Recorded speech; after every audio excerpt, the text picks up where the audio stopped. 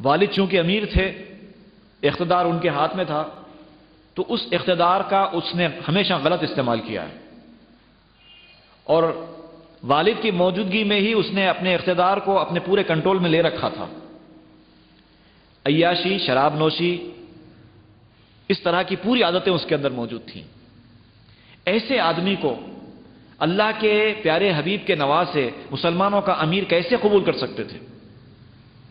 اور اگر وہ قبول کر لیتے تو کل کے دن اس بات پر بھی ان کے اوپر الزام مسلمان ہی رکھتے کہ آپ نے اپنی جان بچانے کے لیے ایسے فاسق و فاجر کے ہاتھ پر بیعت کر لی،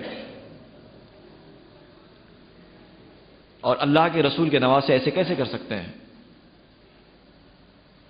اس لیے شہادت کے جو دوسرے واقعات ہوئے، اس واقعے میں اور اس واقعے میں بہت بڑا فرق ہے۔ یہ واقعہ ہر مسلمان کو ہر وقت یاد رکھنا ہے۔ اب ایک اور اعتراض ہوتا ہے کہ اللہ کے رسول کچھ نہیں کر سکتے، اگر کچھ کرتے ہوتے، ان کے ہاتھ میں کچھ ہوتا تو کربلا میں اپنے نواسے کو بچانے کے لیے ضرور آ جاتے۔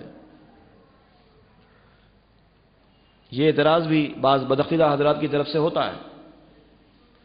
اللہ کے رسول اگر لوگوں کی مدد کرتے ہوتے، تم لوگ یا رسول اللہ جو پکارتے ہو، اللہ کے رسول کسی کی مدد نہیں کر سکتے، نعوذ باللہ۔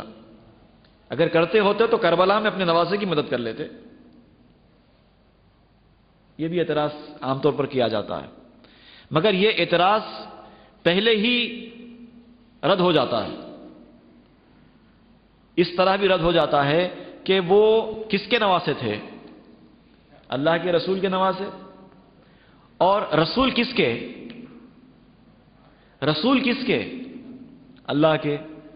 تو اب اللہ کے رسول کے نواسے کو اللہ تعالیٰ نے کیوں نہیں بچایا؟ اللہ تعالیٰ نے خود اپنے رسول کے نواسے کو دشمنوں کے نرغے سے کیوں نہیں بچایا؟ کیا اس سے یہ ثابت ہوتا ہے کہ اللہ تعالیٰ بھی کچھ نہیں کر سکتا؟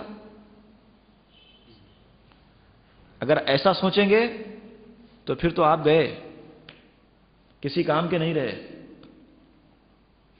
دراصل یہ ایک واقعہ تھا، اللہ تعالیٰ کے علم میں مقرر تھا، اور یہ ہونا تھا۔ یہ اسلام کے درخت کی آبیاری کے لیے رہتی دنیا تک اسلام کے نظام کو دنیا میں قائم رکھنے کے لیے اللہ تعالیٰ کا منشا ہی یہ تھا کہ اس طرح کا واقعہ پیش آئے۔ اب یہ ان کی بدبختی تھی جنہوں نے حضرت امام حسین جیسی شخصیت کے سامنے مقابلہ کرنے کی جرت کی۔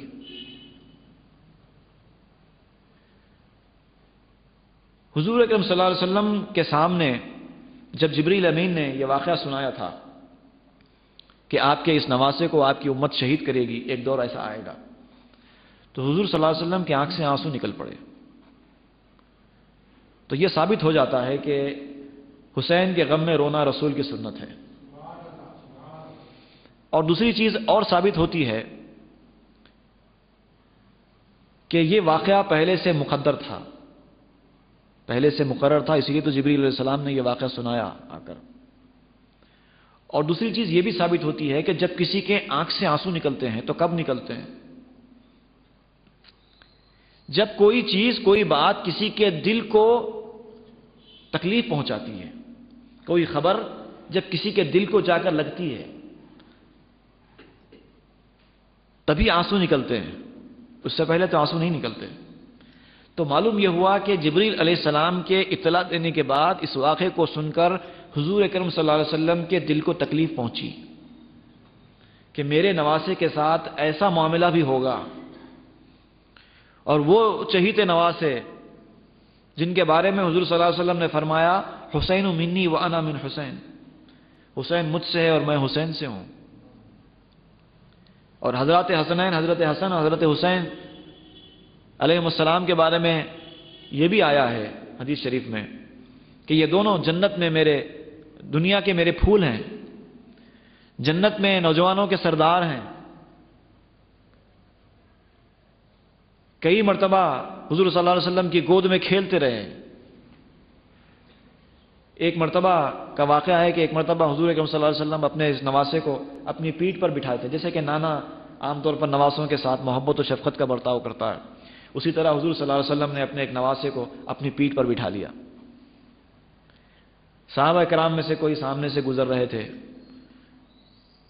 دیکھا کہ رسول کریم صلی اللہ علیہ وسلم کے جسم اتھر پر آپ کے نواسے بیٹھے ہوئے ہیں اور حضور ان کو لے کر سواری بنا کر لے چل رہے ہیں، تو ان کو بڑا رشک آ گیا، اس نواسے کی تقدیر پر رشک آ گیا۔ انہوں نے آگے بڑھ کر کہا، کیا بہترین سواری ہے، کیا بہترین سواری ہے، ایسی سواری تو کسی اور کو نصیب نہیں ہو سکتی، کیا بہترین سواری ہے۔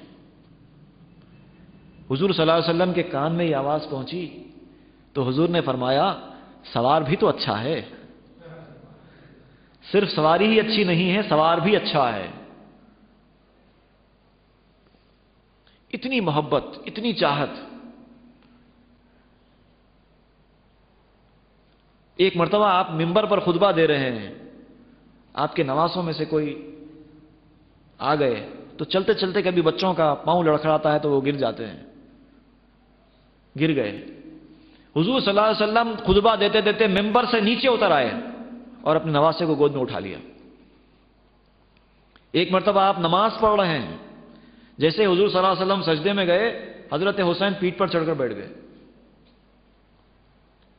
آپ اگر نماز پڑھ رہے ہوں، آپ کا کوئی نواسا یا پوتا آپ کی پیٹھ پر چڑھ کر بیٹھ جائے تو آپ کیا کریں گے؟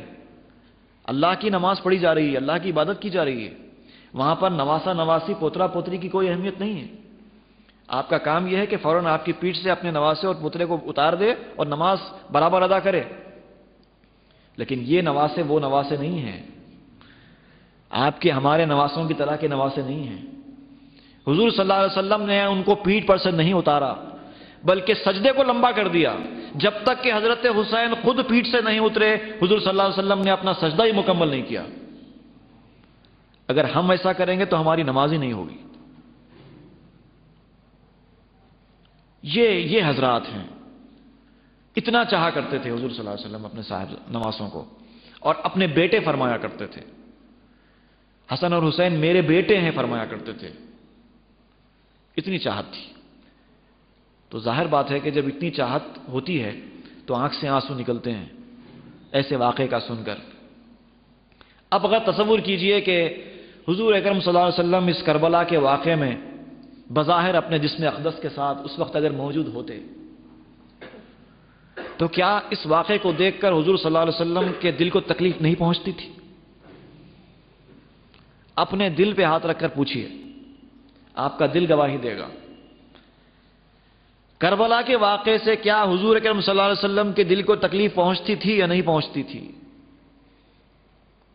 آپ کہیں گے یقیناً، جب وہ اپنے نواسے کو اتنا چاہتے تھے کہ برسوں بعد ہونے والے واقعے کو سن کر آنکھ سے آنسو نکل پڑے، تو اپنی آنکھوں سے اگر دیکھتے ہوئے وہاں پر موجود ہوتے جس میں ظاہری کے ساتھ، تو یقیناً تکلیف پہنچتی تھی۔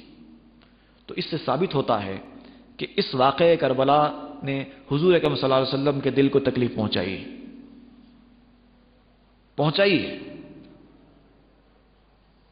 اور جو نبی کے دل کو تکلیف پہنچاتا ہے اس کے بارے میں اللہ تعالیٰ فرماتا ہے قرآن مجید میں، ان الذین یؤذون اللہ ورسولہ لعنہم اللہ فی الدنیا والآخرہ، جو اللہ اور اس کے رسول کو تکلیف پہنچاتے ہیں، ایذا دیتے ہیں، اللہ تعالیٰ کی ان پر دنیا میں بھی لعنت ہوتی ہے اور آخرت میں بھی لعنت ہوتی ہے۔ جن پر لعنت قرآن مجید سے ثابت ہو جاتی ہے، اس کے بعد ان لوگوں کے بارے میں دل میں نرم گوشہ رکھنا، ان کو اچھے سمجھنا، ان کو حق پر سمجھنا، یہ صرف ایمان کی خرابی کی علامت ہے۔ جیسا کہ ابھی آپ سن رہے تھے کہ یزید کو یہ سمجھنا کہ یزید اچھا آدمی تھا، یا یہ کہنا کہ یزید کو اس واقعے سے خوشی نہیں ہوئی، یہ حقیقت سے بعید اور ایمان کی کمزوری کی علامت ہے۔ یہ سچ ہے کہ اس واقعے کے بعد یزید نے کچھ افسوس کا اظہار کیا، یہ کہا اس نے کہ ایسا نہیں ہونا چاہیے تھا، لیکن وہ شعر اس وقت صادق آتا ہے۔ مرزا غالب نے کہا تھا، ہائے زود پشیماں کا پشیماں ہونا، کی میرے قتل کے بعد اس نے جفا سے توبہ، ہائے اس زود پشیماں کا پشیماں ہونا. سارے ظلم و ستم کیے, پانی بند کروا دیا, اہل بیت کے ساتھ جتنی زیادتیاں ہو سکتی تھی کی, جو پانی لانے کے لیے جاتے تھے ان کو شہید کروا دیا, ہر قسم کی ظلم و زیادتی کی, اور یہاں تک کہہ دیا کہ کسی طرح چاہے کچھ ہو جائے حسین کو میری بیعت کے لیے تیار کرنا چاہیے. چاہے کچھ ہو جائے کہنے کے بعد اب بعد میں پچھتانا, یہ اس بات کی نشاندہی کرتا ہے, اس حقیقت کی غمازی کرتا ہے کہ اس کا پچھتانا محض دکھاوے کے لیے تھا, ورنہ حقیقت میں وہ اس واقعے سے راضی تھا.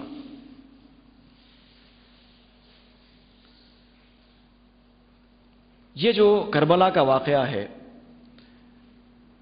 دراصل مسلمانوں کو اپنے امتحان کے اس دور میں ثابت قدم رہنے کی تلقین کرتا ہے, تاکید کرتا ہے کہ اللہ کے رسول کے نواسے ہو کر, جن کے پاس سب کچھ تھا, جن کے پاس طاقت تھی, جن کے پاس قدرت تھی, ارے اللہ کے رسول کے نواسے تو بہت دور کی بات ہے, اللہ کے رسول کے غلام,